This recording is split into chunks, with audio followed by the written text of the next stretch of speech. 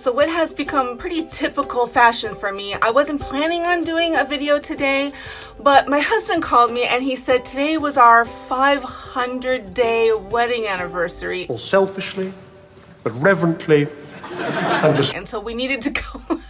We needed to go out to dinner to celebrate, and this got me thinking, that's really strange, but also it got me thinking, do I always like everything about living in South Korea?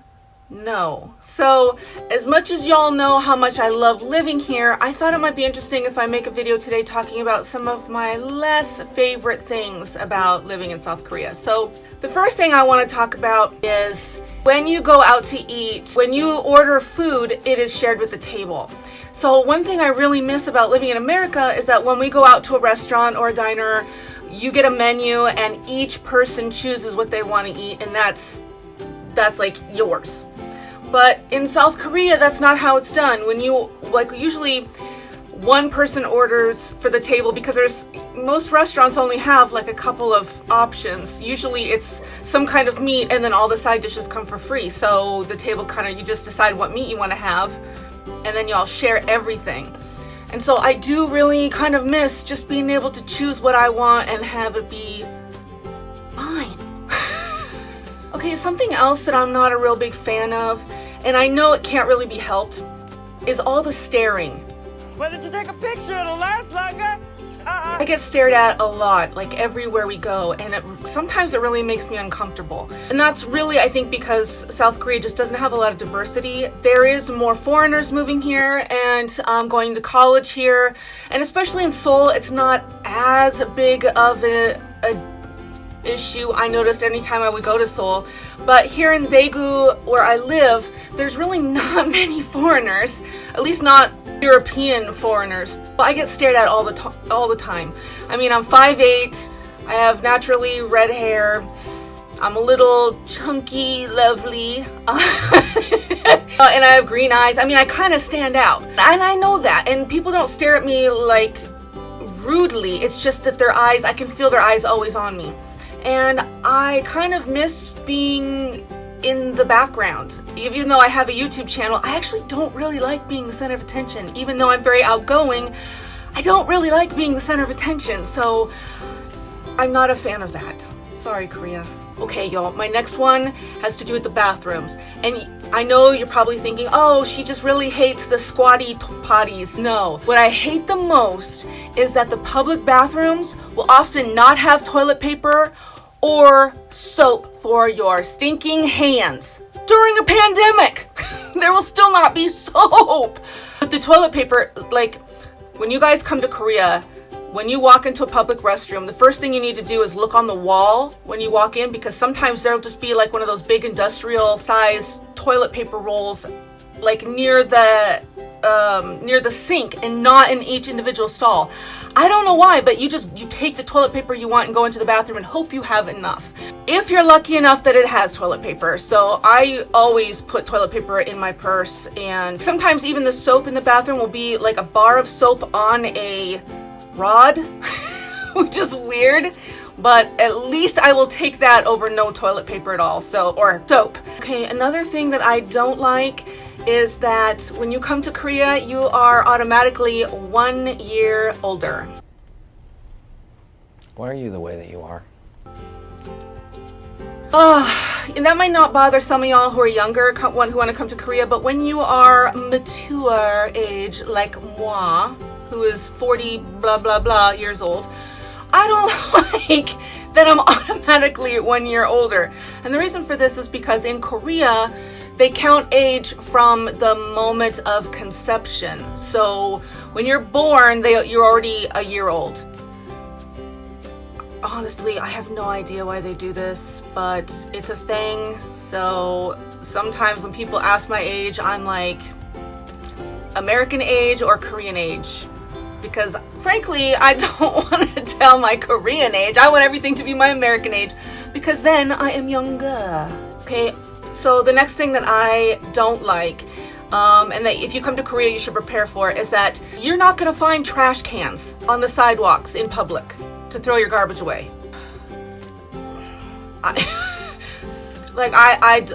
don't understand why. Don't know why. But like, you're gonna have to just carry your, I guess they expect you just to carry your garbage wherever you go, and it's annoying. I used to carry a plastic sack in my purse, so if I needed to throw trash away, I could just put it in that.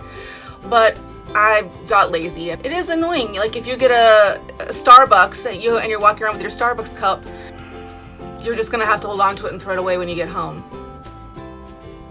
Alright, since we were talking about garbage, we might as well talk about the other thing that I really don't like, and it's the recycling. Oh my god, you guys, Korean recycling is nuts confusing. It's so complicated, and almost everything gets recycled. If you want to throw garbage away that's legit garbage, you have to actually go buy individual sacks that are specific for garbage, and they're not that big. And you can't go buy like a big roll of them, you have to buy them individually.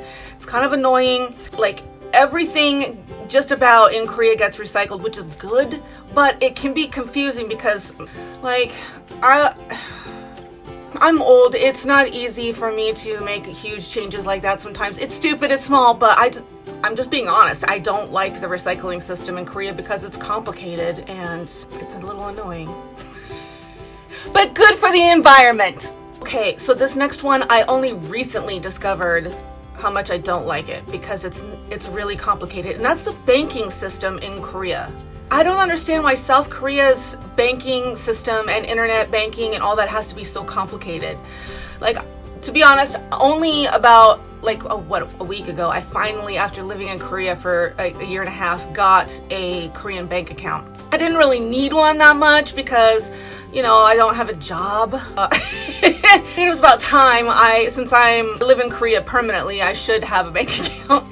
And it is crazy complicated. And then, like, when you go to the bank to sign up, you sign all your forms, but then you get this card that has a bunch of random numbers on it. So if you ever want to do online banking or you want to transfer money, you have to have this card so you can look up these numbers. Sorry, y'all, my husband just came home, so I had to pause for a second to say hi. Anyway, yeah, the banking system, I don't understand why it has to be so complicated. Thank God my husband can help me. Okay, this next one, I don't know if I can honestly say that I hate it.